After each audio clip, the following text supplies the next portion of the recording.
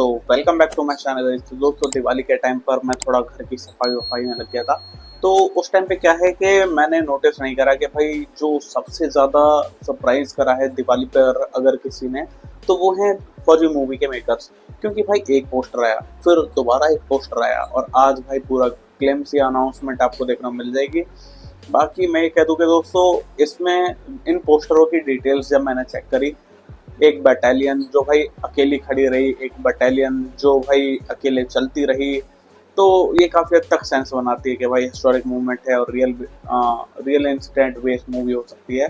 जो मेकर्स हैं उन्होंने बोला था कि भाई सुभाष चंद्र बोस और हिटलर को लेकर एक मूवमेंट है, वो आप ध्यान में रखना। वो इस मूवी का एक बेसिक प्लॉट आपको देखने को मिल जाएगा। बाकी इससे रिलेटेड कोई भी और ऑफिशियल अपडेट नहीं थी। जो ये हाल फिलहाल ही एक लास्ट पोस्टर आया था, तो इसमें था कि भाई मोस्ट वांटेड पर्सन, वो भी भाई 1932 से। तो जब मैंने भाई वर्ल्ड वाइड चेक करा, तो भाई मेरे को जर्मन के और जापानीज जो हैं लोग मिले मोस्ट वांटेड वर्ल्ड वॉर 2 के। जिसमें से भाई जो जर्मन वाले थे उन सब ने सुसाइड कमिट कर ली थी। ठीक है, उन 1932 से लेकर 1945 के बीच में उन लोगों ने जो है सुसाइड कमिट कर ली थी। और जो जापानीज थे तो उन्हें भाई एग्जीक्यूट कर दिया गया था, मतलब फांसी वासी लगा दी गई थी।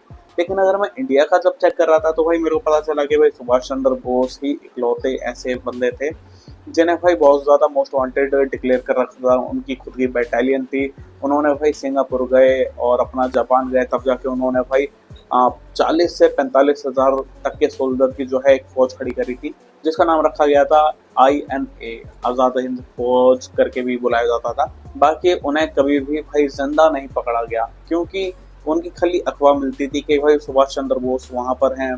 तो वहाँ चेक करते थे, तो वो जब तक वहाँ से गायब हो चुके होते थे, फिर वो अपनी नेक्स्ट मूव चलते थे। बहुत ज़्यादा स्मार्ट और क्लेवर पर्सन थे सुभाष चंद्र बोस।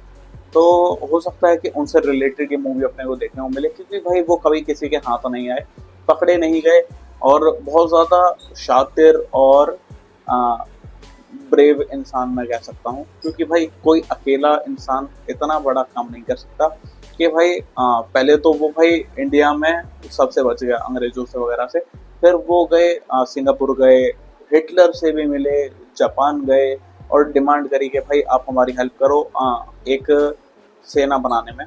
और इन्होंने जो है रेडियो पर ये भी बोला था कि जितने भी इंडियन सोल्जर्स हैं, हम उन्हें नहीं मारना चाहते, और हम चाहते हैं कि आप हमारी मदद करें, आप हम देश के लिए काम करें और अंग्रेज़ों से जो है आज़ादी दिलाएं अपने देश को।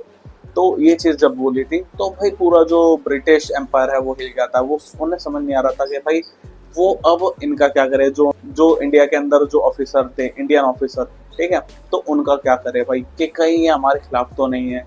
तो ये सारे डाउट्स आ गए थे। मल्टीपल जो सीक्रेट सोसाइटी थी, उषा गुप्ता, उषा मेहता हो गई, या फिर अपना सुभाष चंद्र बोस की सीक्रेट सोसाइटी थी, और जो स्वतंत्र वीर सावरकर थे उनकी एक सीक्रेट सोसाइटी थी। एक बंगाल में कोई एक और सीक्रेट सोसाइटी थी बंगाल में, जो भाई 1902 से लेकर 1945 तक कभी खत्म ही नहीं हुई अपना। मतलब ये जितनी भी सीक्रेट सोसाइटी थी, ये सुभाष चंद्र बोस को सपोर्ट कर रही थी, जिससे एक बहुत ज़्यादा खतरनाक माहौल क्रिएट हो गया था एक टाइम पे। तो ये सारी चीज़ें हैं, जहाँ एक तरफ भाई पूरी ब्रिटिश आर्मी थी और वहीं दूसरी तरफ अपना नेताजी सुभाष चंद्र बोस। दोस्तों, ये जो प्रवासी मूवी आने वाली है, ये काफ़ी हद तक उससे वेल कनेक्टेड हो सकती है।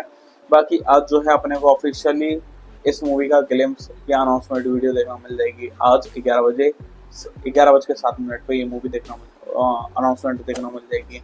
बाकी हो फॉर द बेस्ट गाइस। अगर आपको वीडियो पसंद आए तो वीडियो को लाइक करें, चैनल को सब्सक्राइब करें, एंड थैंक्स फॉर वॉचिंग।